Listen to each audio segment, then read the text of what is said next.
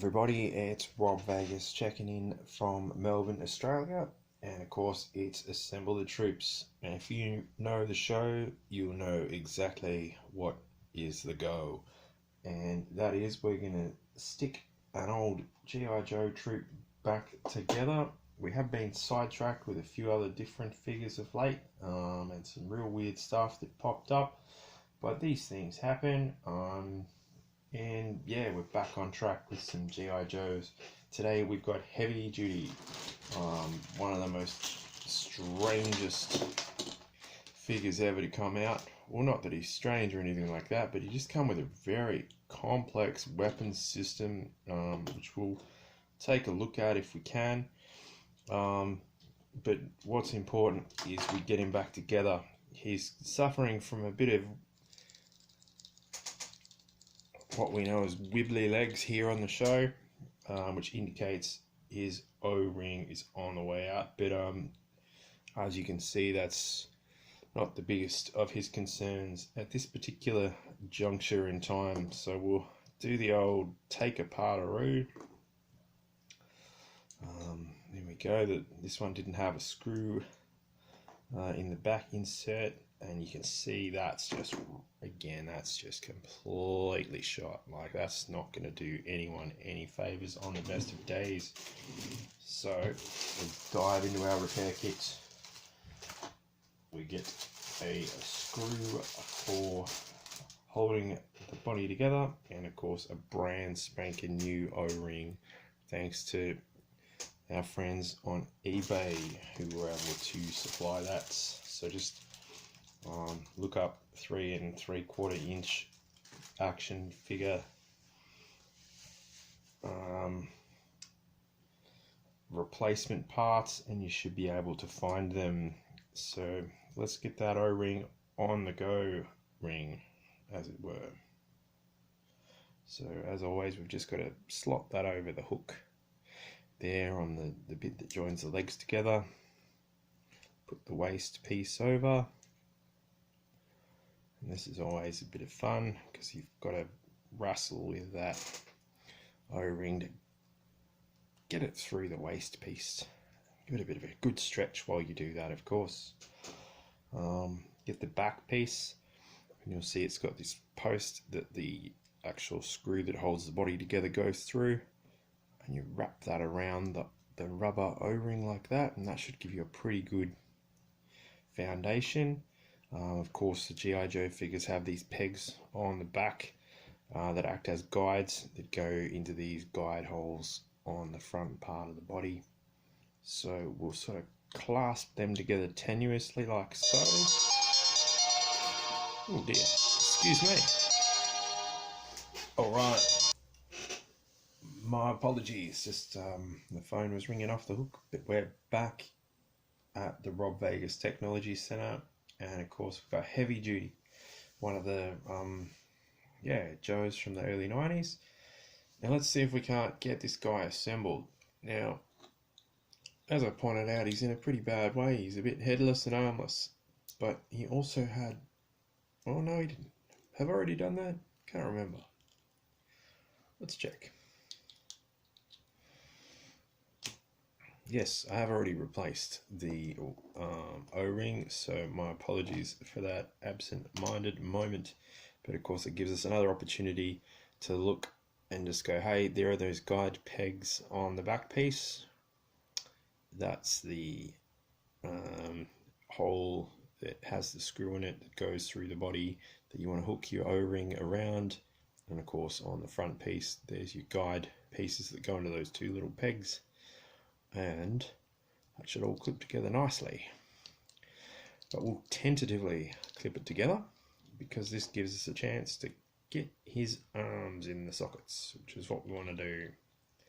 So you just sort of force open the body a bit. You can see the arms have got like that peg on the end of them, and you just pop him in there like that, and hopefully that holds together. Bang, there we go, we've got a left arm.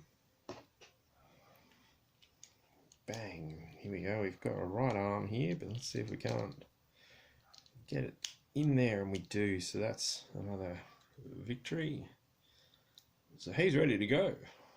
No, just kidding. We've got to get him and his early 1990s backwards cap wearing ways on point, which we do. So that's really cool. We have got heavy duty all in one piece for the first time in years. So he is going to be a happy chap. So again, we've got the old little back piece screw in there.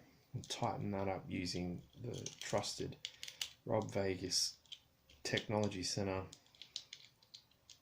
precision screwdriver mounting. I've tightened that up as best I can, but his head, he's still a bit of a headbanger there, so I'm not sure why that is.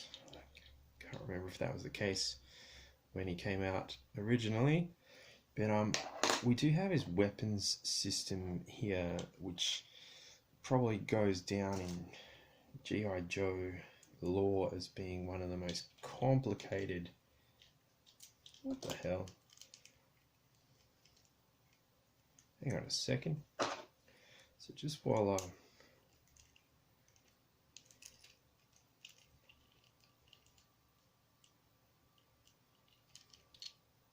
sorry about this, folks. Just trying to get that as tight as possible because it's still a bit loose around the shoulders, and maybe that's why he's turned into a bit of a headbanger.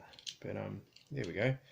This has got to be one of the most complicated, crazy things ever to come out of G.I. Joe. And for some reason I've still got all the bits of them, but they're in disrepair.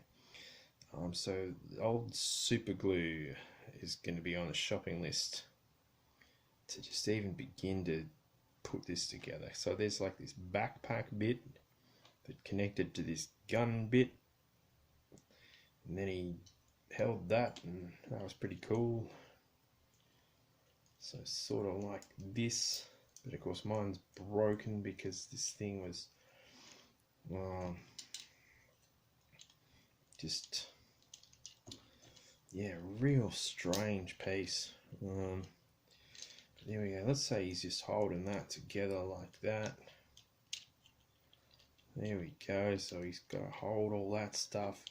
And then if that's not crazy enough, he's got these spring-loaded missile launchers that load in as well.